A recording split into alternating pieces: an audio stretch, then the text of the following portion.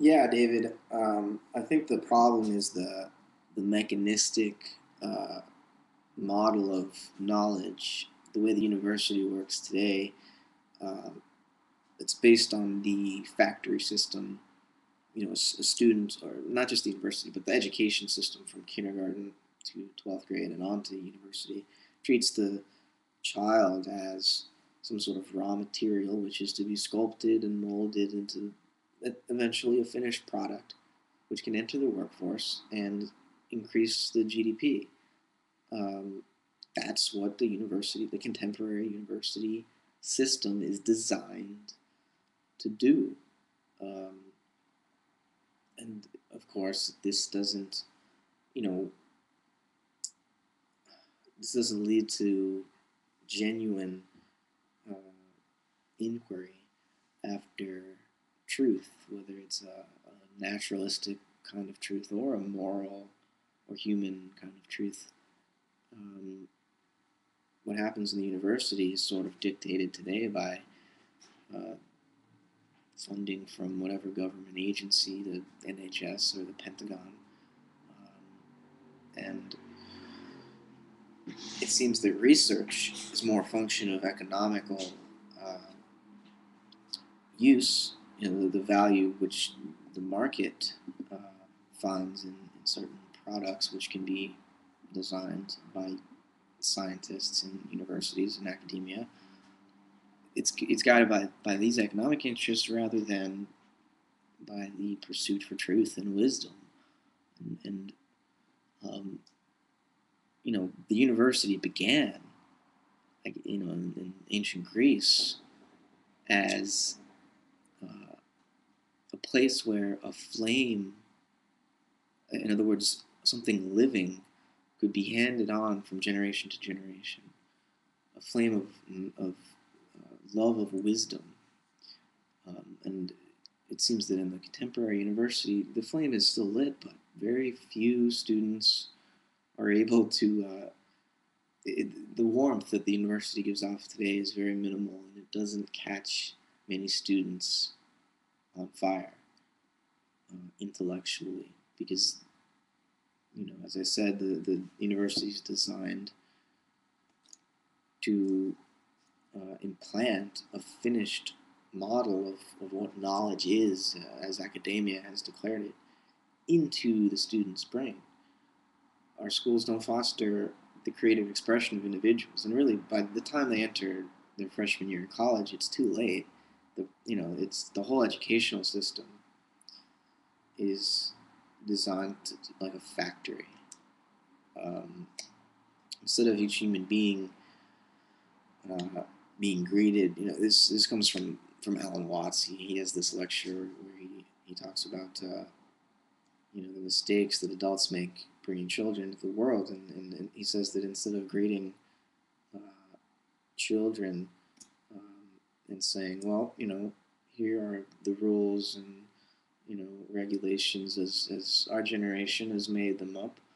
Um, what do you think we should do with the situation as it presents itself to us? Instead of that, we actually say, look, kid, these are the rules. They've been established. Behave.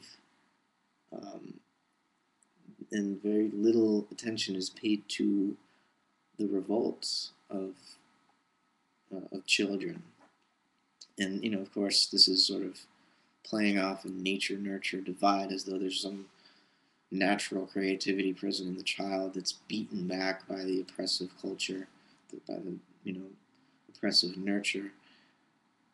And that's too simple-minded of a picture, but uh, I think there is something to be said for this idea that uh, creativity is natural, or it's part of the essence of every creature, sort of by definition. Uh, and there's also something to be said for the failure of our modern Western educational model to fully live up to its responsibilities.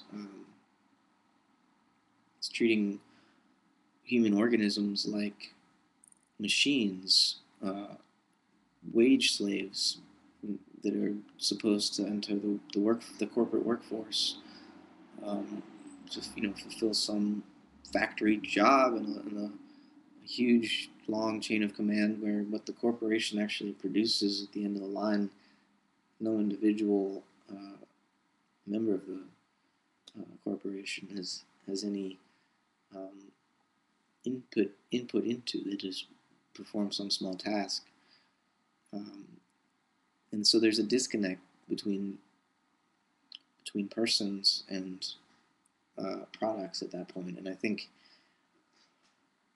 maintaining the living fire of intellectuality, rather than just sort of internalizing what some experts have come up with so far and repeating it, uh, really breathing fire when you think and speak requires some internal focus, meditation, contemplation. You said that you like to teach meditation, David, and it seems, at least in my experience, that to learn meditation from someone else is absurd, because uh, to experience meditation, the experience of meditation, it's always going to be internal, private, in other words, and you can only experience it on your own. So if you're going to learn meditation, you are your only teacher. Uh, which is not to say that group meditation isn't beneficial and that teachers are entirely useless, but they're merely um, handmaidens. Uh, they're nurses, wet nurses. They're not, you know, handing us over the goods themselves. They're just trying to evoke them within us. So, I think that's where we should be aiming ultimately, is to a more organic theory of and practice of education and learning than the mechanistic one, which holds sway now. The model of knowledge as some finished product, which is to be, I don't know, obeyed or just downloaded. I guess the computer is sort of corrupted. I guess that's just another computer metaphor, but the computer has corrupted education as well, as sort of the metaphor for the mind, that that there's information out there which needs to be uh, computed by the brain such that it is internalized and remembered. And I think the brain is the body, the person is more than a processor or an algorithmic Turing machine, even more than a dynamical parallel computing system. The brain is not a computer of any kind. It's an organism. It was born. Part of its identity is this temporal, smear through time of being born and dying. Machines are made. Maybe they have dates of assembly and dates of expiration and disassembly, but these are arbitrarily fixed by an outside agent. An organism itself has its own immanent design, its own immanent purpose, and to think that we could teach another person something from the outside that isn't already present inside of them, that seems to be the mistake.